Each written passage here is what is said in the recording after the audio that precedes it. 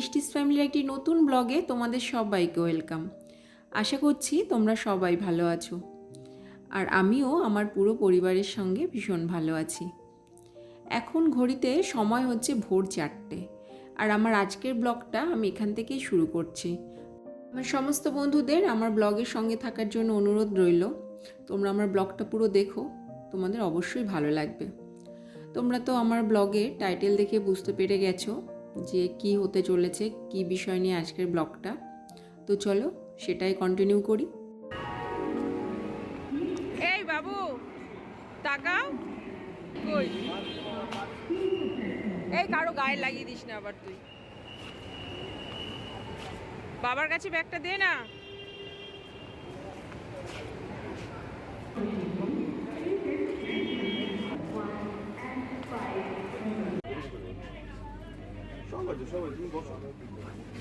ওই সাইডে যা, সাইডে যা।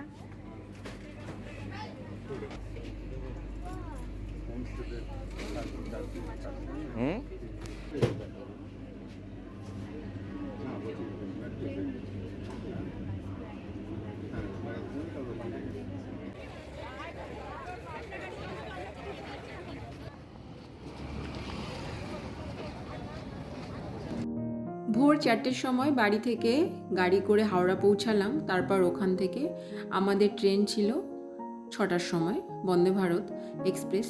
6টার সময় বন্দে ভারতে করে এনজিপি পৌঁছালাম 1:30টার দিকে। তারপর সেখান থেকে আবার গাড়ি নিয়ে এখন আমরা দার্জিলিংয়ের দিকে যাচ্ছি, রাস্তার চারপাশে সুন্দর সুন্দর দৃশ্য দেখতে দেখতে। তো এখন দার্জিলিং যখন পৌঁছেছি তখন টাইম হচ্ছে প্রায় 7:30 মতো। আসলে একটু লেট হয়েছে, কেননা রাস্তায় দাঁড়িয়েছি, রাস্তায় আস্তে আস্তেও না অনেক ভালো ভালো সুন্দর সুন্দর দৃশ্য দেখছিলাম। আর তারপরে না হোটেলে এসে আর ইচ্ছা করছিল না তোমাদের সঙ্গে কিছু শেয়ার করার, এতটা টায়ার্ড হয়ে গেছিলাম। আর এটা হলো যেদিন দার্জিলিং পৌঁছেছি তার পরের দিন সকালের ভিডিও। দেখি দেখি দেখি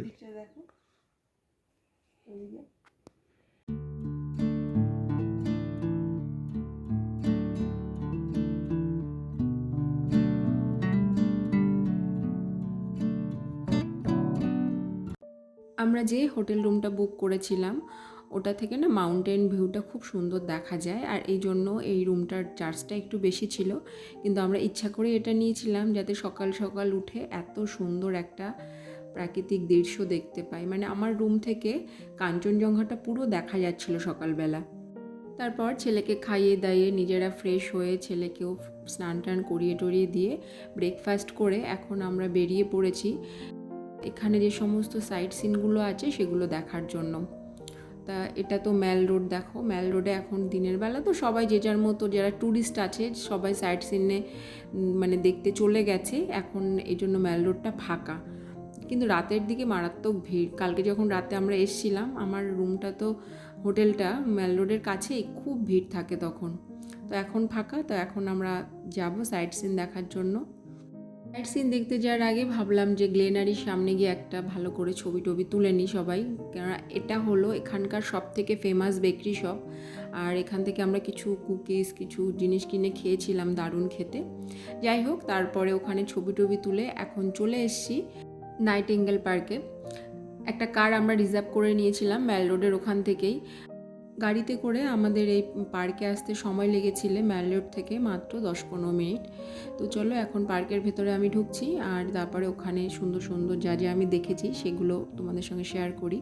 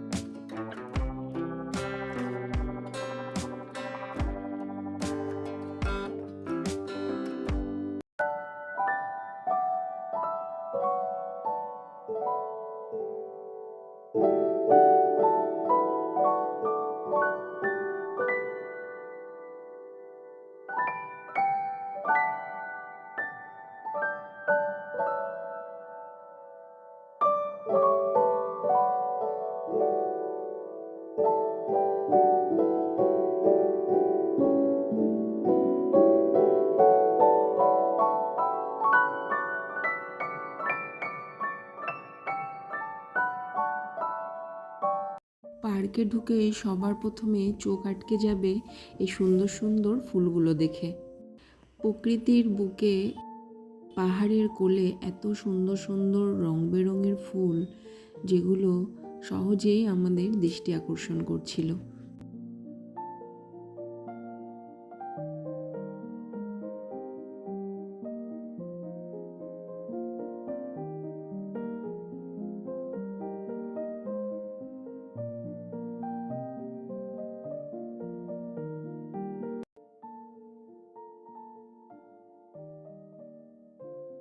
পার্কটা অনেকটাই বড়, আর পার্কে দাঁড়িয়ে এই চারপাশের ভিউটা এত সুন্দর লাগছিল দেখতে, আমি যেন মন্ত্রমুগ্ধের মতো সেগুলো দেখছিলাম। এই পার্কে এসে না অনায়াসেই 4-5 ঘন্টা এমনি কাটিয়ে দেওয়া যেতে পারে। তো সেখানে দাঁড়িয়ে কিছুক্ষণ ফটো তুলে নিলাম, তারপরে এখন চলে এসেছি পার্কের আরেকটা সাইডে। সেখানে একটা বড় শিব ঠাকুরের মূর্তি ছিল, সেটা তোমরা দেখলে। আর তারপরে চলে এসেছি নার্সারিতে। পার্কের মধ্যেই এত সুন্দর একটা নার্সারি আছে, সেখানে বিভিন্ন ধরনের ফুলের গাছগুলো আছে। আর বাইরেটা তো দেখিয়েছি তোমাদের যে কত সুন্দর সুন্দর ফুল দিয়ে পুরো পার্কটা সাজানো। সেখানে কিছু টাইম কাটিয়ে এখন আমরা যাচ্ছি দার্জিলিং জুতে। এটা পার্ক থেকে 10-15 মিনিট ডিস্টেন্স, খুব বেশি ডিস্টেন্স এগুলো নয়। তো সেখানেই চলে এসেছি। ওখানে অনেক লম্বা লাইন টিকিটের জন্য, আর ভীষণই ভিড়। তো এখানে যারা আমরা ইন্ডিয়ান তাদের জন্য টিকিট মূল্য হলো 110 টাকা, আর যারা ফরেনার তাদের টিকিট মূল্য হলো 180 টাকা। আর আমার ছেলের যেহেতু এখনও 6 বছর হয়নি, ওর টিকিটটা নেয়নি। ওর টিকিট মানে ওখানে 6 বছরের ওপরে বাচ্চাদের টিকিট নেয়, যেটা আমাদের এখানে 5 বছর হলে সমস্ত কিছু টিকিট দিতে হয়। তো টিকিট কেটে আমরা ঢুকে পড়েছি জুর মধ্যে। প্রথমে ঢুকতে গিয়েই ওখানে একটা ম্যাপ দেওয়া ছিল, সেটা দেখেই তোমরা ডিসাইড করে নিতে পারবে যে কোথায় কী আছে। আর জুটা ভীষণ বড়, পুরো জুটা কমপ্লিট করতে ওর 3-4 ঘন্টা টাইম লেগে যাবে। হাঁটতে দেখতে দেখতে বারবার বসে পড়ছিলাম, কষ্ট হচ্ছিল, কেননা ওখানে তো পাহাড়ি রাস্তা, আমাদের মতো তো সমতল নয়, স্বাভাবিক একটু কষ্ট তো হবেই। তাই দেখছিলাম আর বারবার ওই বসার যে জায়গাগুলো আছে সেগুলো বসে বসে একটু রেস্ট নিয়ে নিচ্ছিলাম।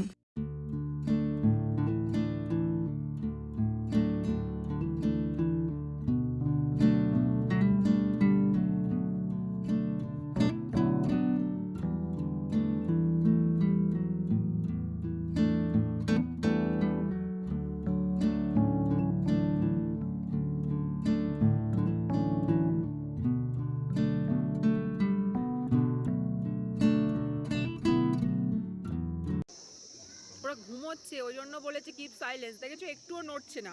হ্যাঁ, একদম নরণচরণ নেই, দেখো ঘুমিয়ে আছে ওরা।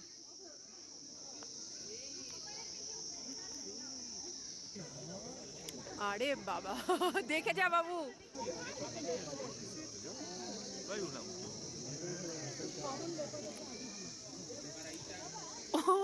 র্যাম্প ওয়াক করছে, একবার এদিকে যাচ্ছে একবার ওদিকে যাচ্ছে। আসবে তো এদিকে? হ্যাঁ, বুঝতে পারছে যে এটা ব্যাক ক্যামেরা করতে।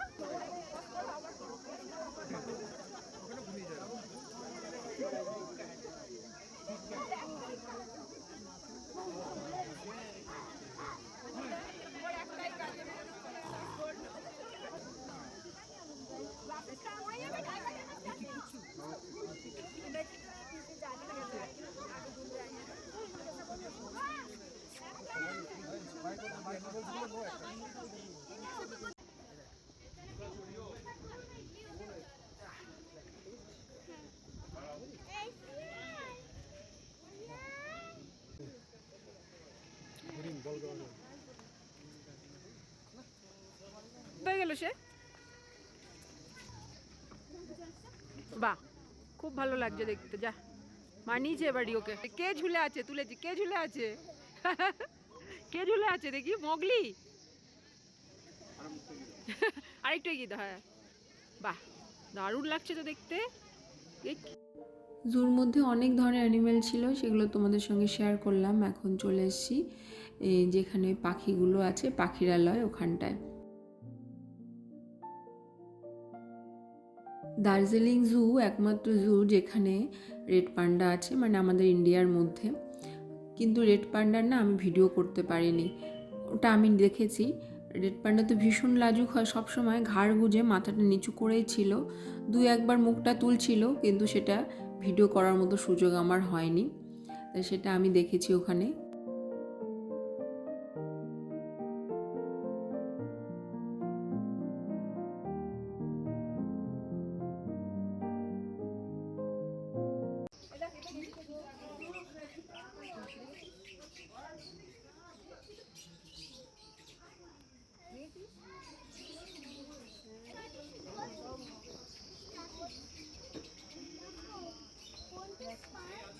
ভালো লেগেছে এটা? দেখো ফিশগুলোকে দেখো, গোল্ড ফিশ না, এটা প্যারট ফিশ। এই দেখো লেখা আছে প্যারট ফিশ, গোল্ড ফিশ না।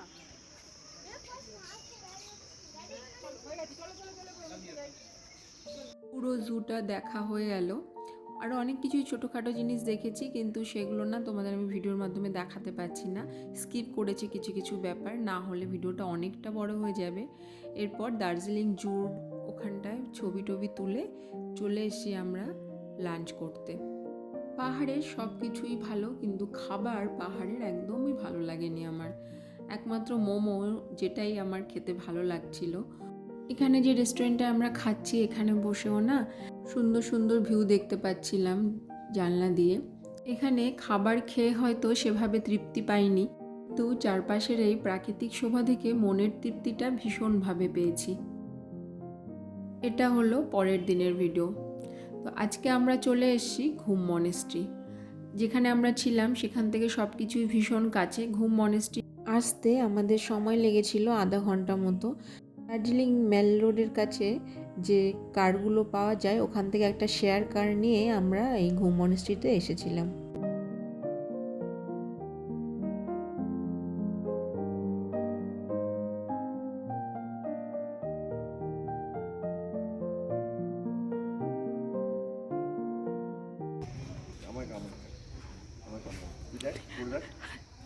কামড়াচ্ছে? ই বাবা, বাবার হাতটা তো খেয়ে নিল। যা তুই যা, যাবি তো? কর, ভয় পাচ্ছে। যাবি তো? ভয় লাগছে? যাও, কিছু হবে না, যাও।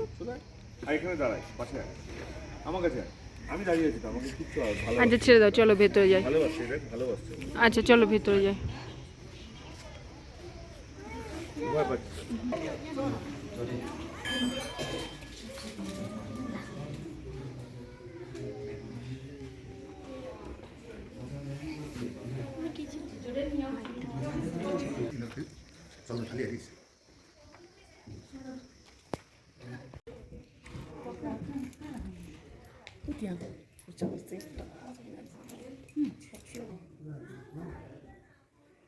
প্রিয় দেখি বাবা, আস্তে আস্তে যা, আস্তে আস্তে যা।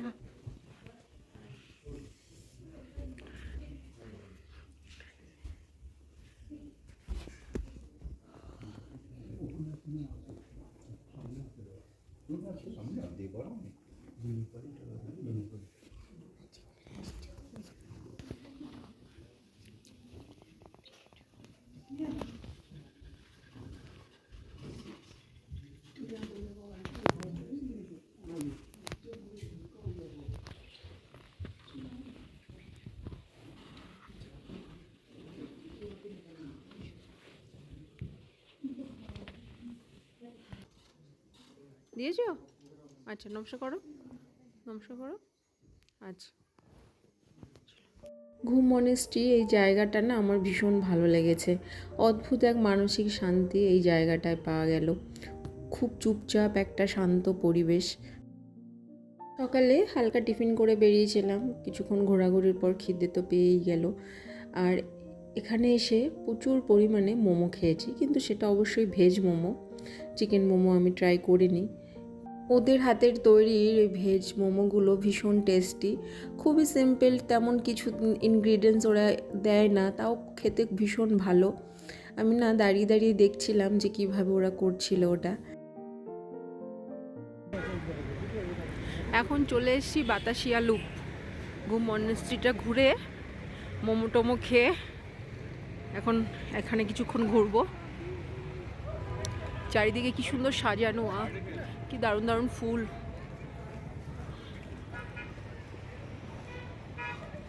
আর এখানে নেচার।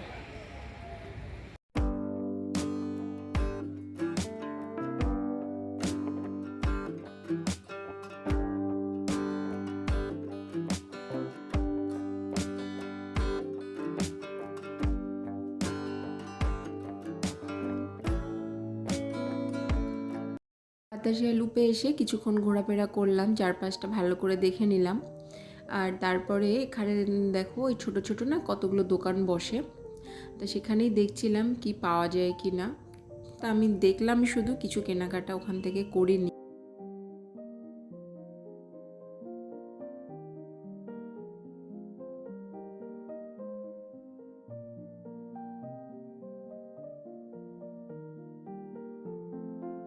টয় ট্রেনে চড়েও বাতাসিয়া লুপটা পুরো ঘোরা যেতে পারে, কিন্তু আমরা টয় ট্রেনে চড়িনি, আমরা পায়ে হেঁটে হেঁটেই কিছু কিছু জায়গা দেখে নিলাম।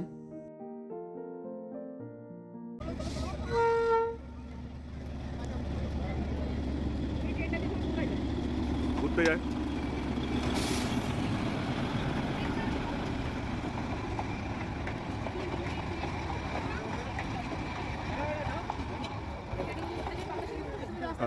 এখানে বায়োনোকুলারেরও ব্যবস্থা আছে, যদি কেউ চায় এখানে বায়োনোকুলারের মাধ্যমে দূরের ভিউ টিউ, সুন্দর যে ভিউগুলো আছে সেগুলো দেখতে পারে।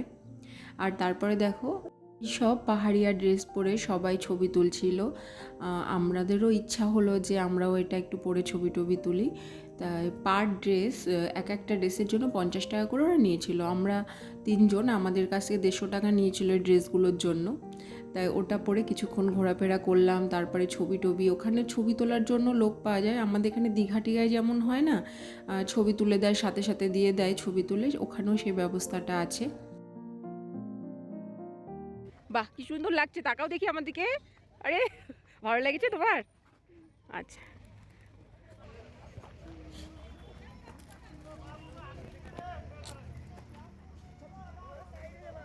ফুলগুলো দেখো কি সুন্দর।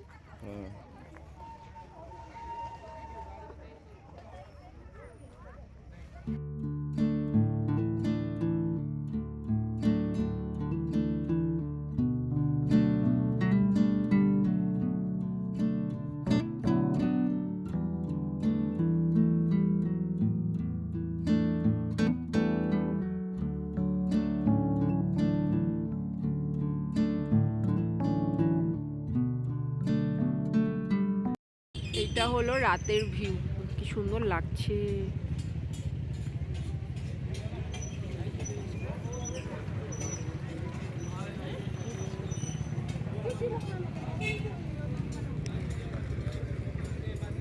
এবার আমরা যাচ্ছি মল রোডের দিকে। চলো চলো চলো চলো চলো।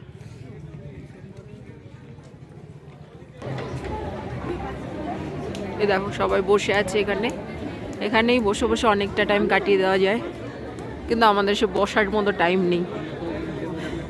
মল রোডের ভিড় দেখো।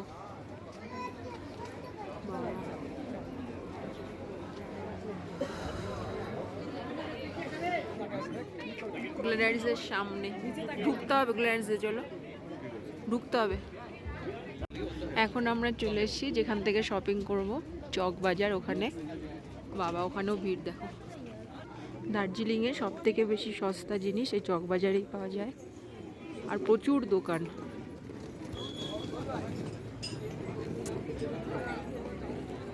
হ্যাঁ কি বলো? প্রচুর প্রচুর।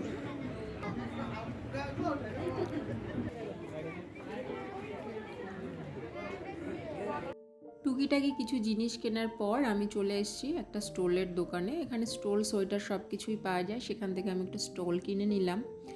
অনেকটাই সস্তা, আমাদের এখানের তুলনায় ওখানে অনেকটাই সস্তা, কিন্তু বার্গেনিং করতে হবে। ওরা যে দামটা বলে, একটু বার্গেনিং করলে ওরা মেনে নেয়, সেই দামটা আমাদের দিয়ে দিয়েছিল আমি যে দামটা বলেছিলাম।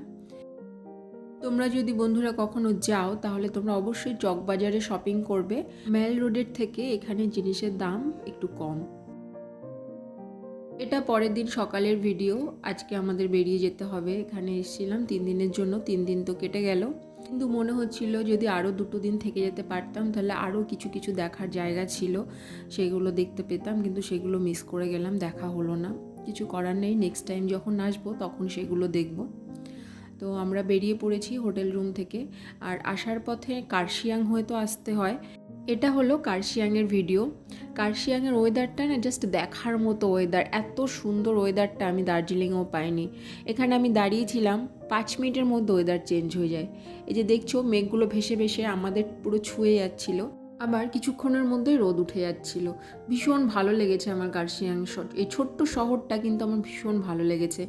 আর আমাদের ড্রাইভারকে আমরা বলেছিলাম যে গাড়িটা আমরা বুক করেছিলাম যে দাদা আমাদের রাস্তায় একটু দাঁড়িয়ে দাঁড়িয়ে যে সমস্ত দেখা জায়গাগুলো আছে দেখাতে দেখাতে আমাদের এনজেপি নিয়ে যাওয়ার জন্য।